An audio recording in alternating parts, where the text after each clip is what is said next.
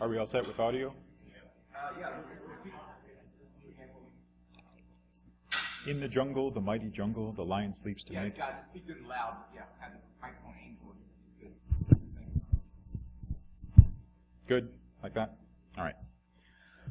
So welcome to Dominate or Let Your Computer Do It For You. This is about the card game Dominion. Have people here played the game Dominion? Hands? 2. Okay. Everybody else is first-timers. All right. That's going to make the lack of video a little more of a sore point, but that's okay. So the way this game works is everyone has their own individual deck of cards. Each turn you draw a few cards, you play them, and based on that you can get more cards to go into your deck. And you'll play through it. Once you get to the end, you reshuffle everything you have so far, start drawing more cards, play them. So you'll build up the power of your deck as you go. It's sort of compared to Magic the Gathering, except that building the deck is actually part of the gameplay and not just the preparation.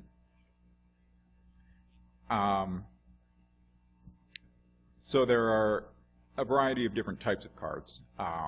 The cards you want to end up with are the victory cards. Those are worth points. They come in different point values. The more valuable ones, of course, are more expensive. The cards you use to get those are actions and treasures, generally. On your turn, you can play one action, and then you can play any number of treasures. Actions can do all sorts of things.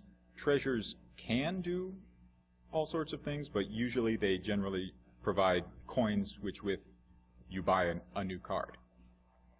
So you take the total monetary value that is produced by the actions and treasures you played that turn, and you can put that toward buying a new card. You're normally limited to one action and one new buy, but different actions and treasures that you play might increase those to allow you to play more actions or buy more cards, in which case you would split the total coins you have over multiple purchases. We do have a copy over in the game room, so anybody who's interested can come over and play. And it's a small enough group that actually, if you want to come up towards the front and look at my screen, since I can't get the video to come out on the big screen, you are welcome to do that. Set this over here.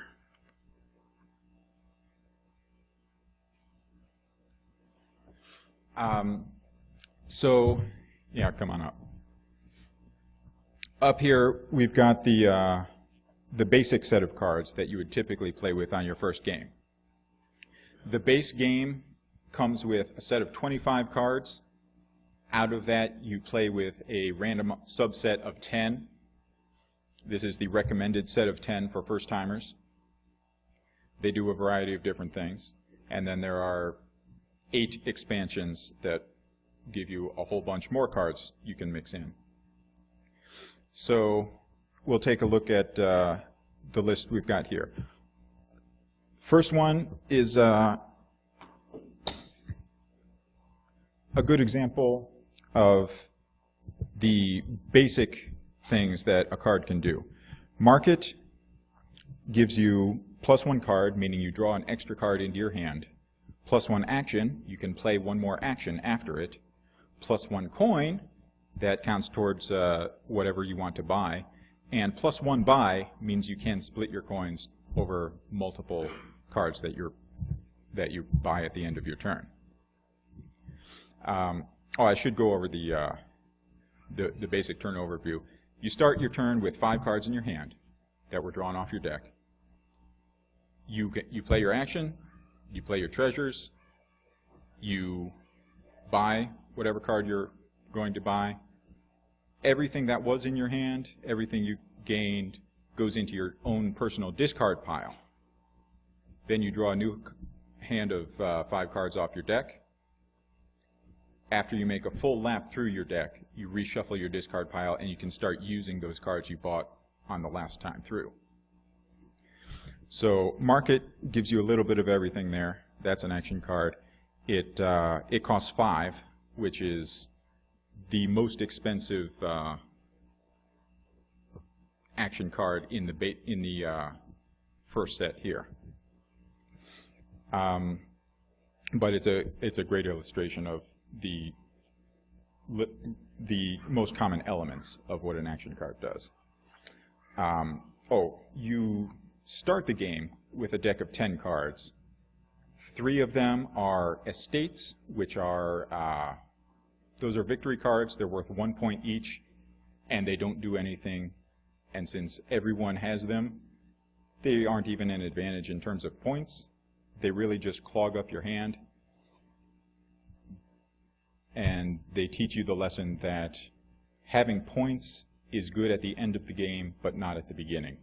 Because at the beginning, you're more focused on purchasing power. And victory cards don't give you any purchasing power. So your starting deck has those 3 estates and 7 coppers, which are treasure cards. Those are the ones you can play as many as you want. There's no limit. And they each produce 1 coin.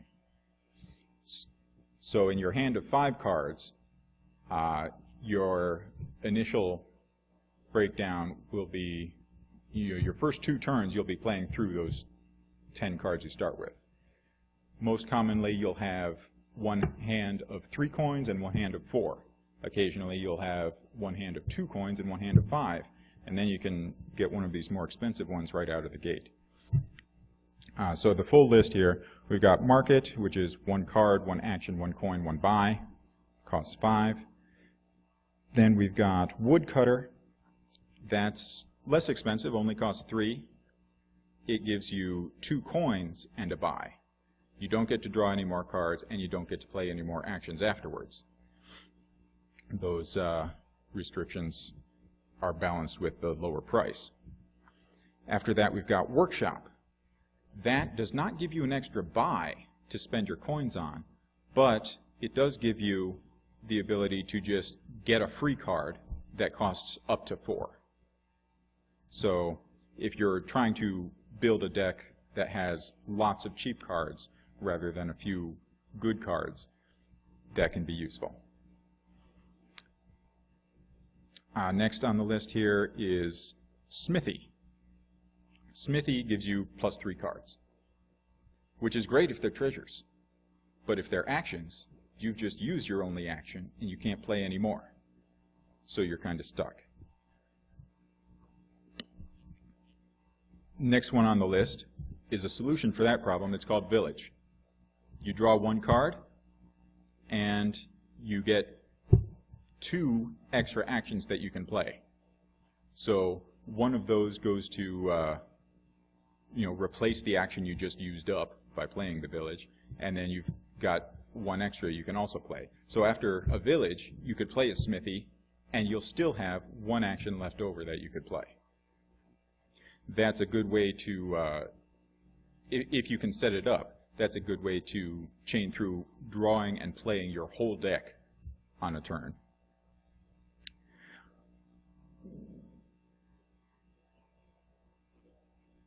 Then we've got a couple other cards there that take the stuff that's in your deck and turn it into better stuff. Remodel costs 4. You take a card from your hand, you trash it. That means it doesn't go into your discard pile, it goes away and you never see it again. Which is actually helpful for things like those estates and coppers that you start with. As you replace them, or as you gain better cards, and you want to use them more often, you want to get those estates and coppers out of your deck so they're not slowing you down. Remodel can help with that. You trash 1 card from your hand, and you gain a free card costing up to 2 coins more than whatever you trashed. So an estate, which costs 2, could turn into a Smithy or a Village. Next is Mine, where that also trashes a card and gets a better card, similar to Remodel. Unlike Remodel, it is more restrictive in that it only deals with treasure cards. There are 3 basic treasure cards: Copper, which costs 0 but gives you 1 coin when you play it; Silver costs 3 to buy, gives you 2 coins when you play it; Gold costs 6, gives you 3 coins when you play it. With mine, you can trash one and gain the next one up from that. And it goes directly into your hand at the time that you play the mine. Normally, when you gain a card, it goes into your discard pile. You have to wait till your next reshuffle before you get a chance to use it. Mine helps you right away. After that, we have a little bit of player interaction with Militia. Militia costs 4. It gives you 2 coins when you play it. No extra action, so that'll be the last one you play unless you've got some villages. But it also forces the other players to discard down to only 3 cards in their hand instead of 5. So that's one way to get a leg up on somebody else. Next one after that is protection against attacks like Militia. It's called Moat.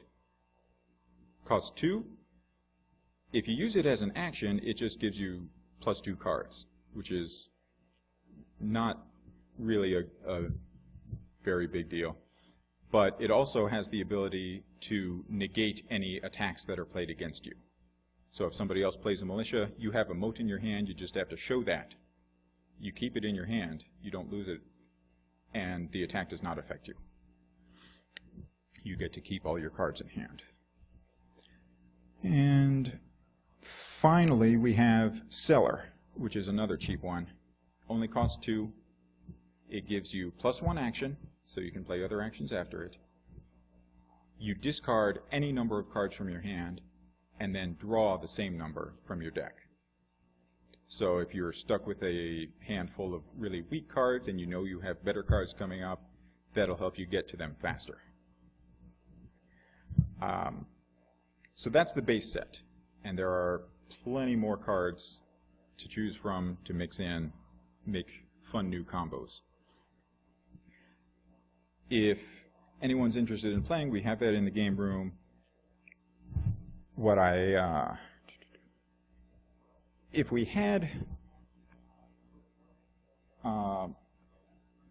more familiarity with the game, what I was going to try to hope to involve people in, but I can just show it, is this is a game engine called Dominiate. It's available online. It lets you take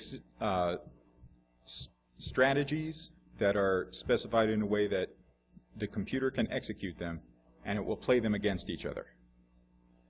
So this is a fun way to train, and one of the things you learn here is that simple strategies often outperform more complicated ones. You can find a more complicated strategy that'll beat a simple one, but since there's a wider variety of complicated strategies, the good ones are rarer, relatively. So you're aiming for a smaller target there. Oh, thank you. That's actually not going to be helpful. Really? Yeah. The problem is getting video out of here. You want a VGA on it? I do, but it won't send the signal out. Okay, I thought, okay. Sorry. Thanks for trying. So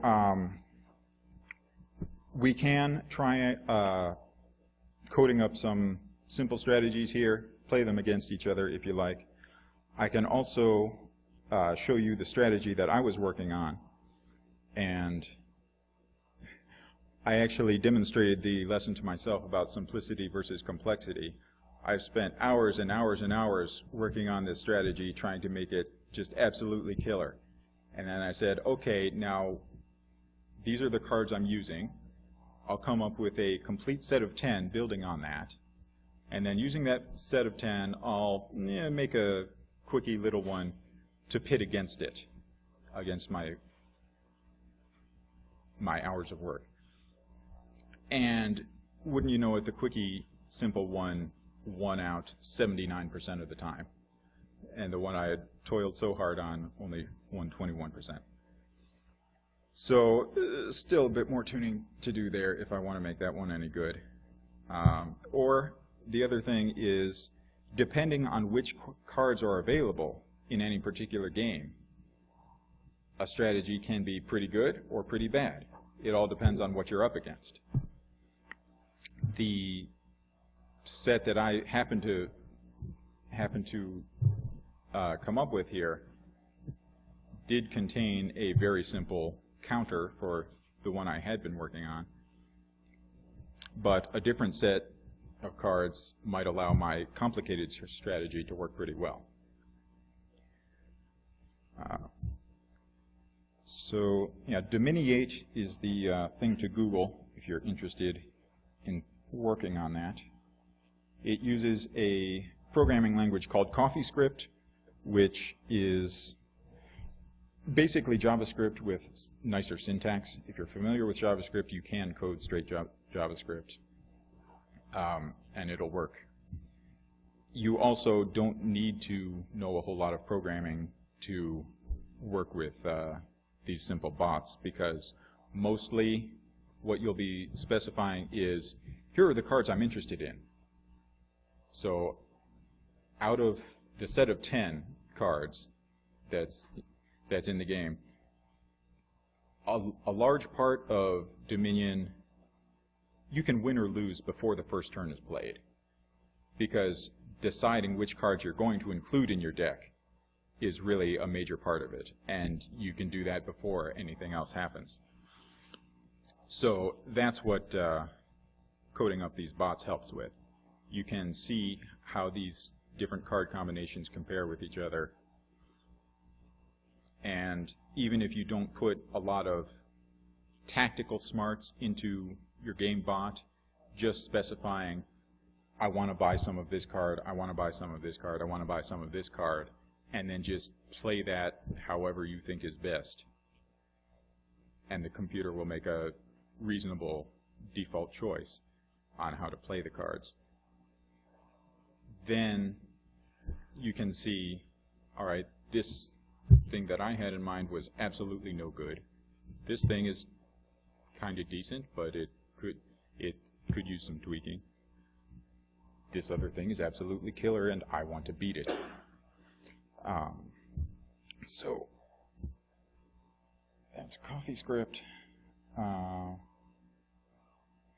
Then over here I came up with a set of cards that we could use to play, but for first-timers this is probably more complex than we really want to get into. But I can go through the cards and say what they do. First up is Menagerie. That's an action. It costs 3. It gives you +1 action, so you can play something after it. And you reveal the remaining cards in your hand. If there are no duplicates, you get to draw 3 more cards. If there are some duplicates, you only get to draw 1 more. So worst case, you've replaced your Menagerie with something else, and now you're no worse off than you were before. And if you have a wide variety in your deck, then you can really speed up your play and make some big purchases. After that, we have Bishop. Bishop is an action that costs 4. When you play it, it produces 1 coin, like copper. You trash a card from your hand, and you gain victory points, which normally victory points are represented on cards. You've got your estates that you start with. You've got duchies that are worth 3 points. You've got provinces that are worth 6 points, and that's very often where the game is won. But Bishop gives you additional points that aren't stored on cards. You would just use a scoring track or use tokens to represent those points. And the number of points you get from Bishop is 1 plus half the cost of whatever card you trashed. So if you're using it to clear out your junk that you get in the beginning, you're not going to get a lot of points from that, for that. If you use it to destroy the big valuable cards, then you get points for that, but then you can't use them anymore. So it's kind of walking a fine line with Bishop. Also, as a side effect, this affects other players, although it's not an attack. Everyone else has the option of trashing one card from their hand. So they get some benefit from there too. Then, next up, we have a special treasure card. I mentioned before, treasures usually just produce coins, but occasionally they can have more interesting effects. This one is called Quarry. It costs 4. When you play it, it produces 1 coin. And it also makes a 2-coin discount is in effect for any action cards. So if you're buying an action card, it's as if it gave you 3 coins. And if you've got multiple buys, then it's even more valuable because that discount takes effect for every card you buy, if it's an action card. Then we have Market, which we know from the base set. That's 1 card, 1 action, 1 coin, 1 buy. Minion. This is the one that beat the bot I had worked so hard on. Minion, you can build your whole deck out of nothing but Minion. It gives you +1 action, and you have the choice of either 2 coins, or you discard your hand, draw 4 new cards, and everyone else who has 5 or more cards also is forced to discard and draw 4 new cards. So they're stuck with a smaller hand. You get to chain your minions together, coins, coins, coins, redraw, and you can, if you've got multiple minions, you can use coins for the first view, and then with the last one, discard your deck, or discard your hand, and redraw 4 more cards. And you can get a pretty good purchase that way, as I found out the hard way. Then we have Saboteur. This one's pretty nasty. This is an attack. When you play it, it doesn't do anything for you, because if it did, it would be overpowered, because the effect it has on other people is so nasty. Everybody else has to flip through their draw pile until they find a card that costs at least 3. They trash that card. It's gone. And then they have the option of gaining a card that costs, at most, 2 coins less than what they just trashed. That can be pretty damaging. Up next is Rabble. That gives you +3 cards, like Smithy, but it costs 5 rather than 4 because it also has an attack effect. When you play Rabble, you get +3 cards. Everybody else reveals the top 3 cards off their draw pile, and they have to discard any actions or treasures. Any useless victory cards that clog up their hands go back on their deck. So if you can chain a few of those, you can clog up somebody's next hand pretty well. They could be stuck with 3 victory cards and only 2 cards that will do any good. After that is another treasure card, Horn of Plenty. This one costs 5, and it doesn't produce any coins. But what it lets you do is the number of different cards that you have in play. Duplicates would only count once. If you had played many markets, that would just count like 1 market. But if you played a market and a bishop and a menagerie, then that's 3 cards you've got in play. Plus the Horn of Plenty itself, that's 4. Horn of Plenty will let you gain a free card that costs up to 4. So that can be handy. That, similar to Menagerie, that rewards you for having a widely varied deck. Whereas the simpler strategies, it's easy to make a bot that plays well with a simple strategy, and that would not make very good use of Horn of Plenty or or Menagerie, because they tend to have fairly homogeneous decks. But a live player can sometimes do pretty well with a more varied deck, and then Horn of Plenty will pay off pretty well.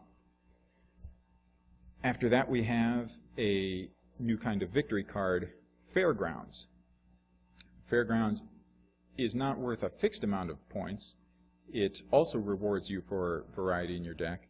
You take the number of different kinds of cards you have in your deck, divide by 5, multiply by 2, and that's how much each of your Fairgrounds is worth. Kind of convoluted, but it pays off sometimes. Often you can get it to be worth 4 coins, and then it will be a little bit better than a duchy, which is only worth 3. Duchies cost 5, Fairgrounds cost 6, so sometimes the Fairgrounds are worth it. And finally, one of the more popular cards for people to love or hate is King's Court. When you play that, you take a action card from your hand and you play it, and you play it again, and you play it again. So that multiplies the effect of any other card, any other action card, anyway. So the combo that I was trying to work on here was King's Court, Saboteur, and Bishop. And my ideal deck for this is 2 King's Courts, a Saboteur, and a Bishop. If I use Bishop to trash everything else, then I get down to just those 4 cards. And at that point, what I play is King's Court, which is going to multiply the next card by 3. So my next card is my other King's Court. Now I'm going to play 3 cards 3 times, except I only have 2 other cards. But then I play Saboteur, so I destroy 3 of your cards, and then I play Bishop. I have nothing to trash myself, but I do gain 3 points just for playing Bishop three times. So I gain 3 points, I destroy 3 of your cards, and then I buy nothing. And the next turn, I do the same thing again. And this is the sort of thing that I got to do it once playing against the computer, and it was pretty fun. Because the computer just has no idea how to handle that tactically, if you can manage to pull it off. Even a human will not have, if they don't see it coming, they won't have much of a way out of it. But the minion was the one that beat me. Just buying lots and lots of minions gives you lots of coins and lots of rotating through your deck when you need to. So that just something that simple can outdo something more complicated, no matter how great that complicated thing seems. That's a pretty common problem that first-time players have to deal with, is you spot some great combo and you think, oh, that's going to be so great when I play it. Oh, wait, how often will those cards ever land in the same hand when I shuffle my deck? Not nearly as often as I would like. So that's a lesson for first-timers, and that's a lesson that even my bot fell prey to. If anyone is interested in playing, we can play that anytime. If you'd like to try out some bots, we can do that. I've got a version of Dominiate running right here on my machine where I can easily load in new strategies and pit them against each other. Any questions? How do you store the strategies? You can edit them live on the web page here. Here are the rules for one, here's the rules for the other, and it will show you, if I play a game here,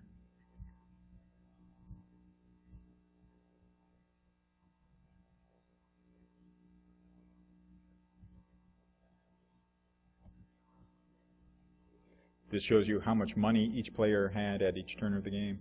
This shows you how many victory points. You can see who won. You can play one game, you can play a whole bunch of games and see who wins on average. Then I've got my strategies here just stored as files, and then you have to load them into the engine. That's a little easier to do not through the web browser, but through the back end. If you install CoffeeScript and Dominiate on your computer, it's not too much trouble, but installing CoffeeScript might be a little daunting if you're not familiar with that sort of thing already.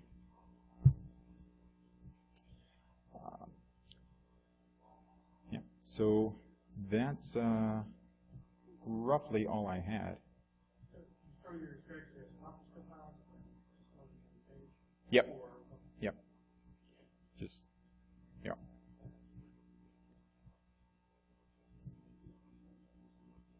Okay. Thank you.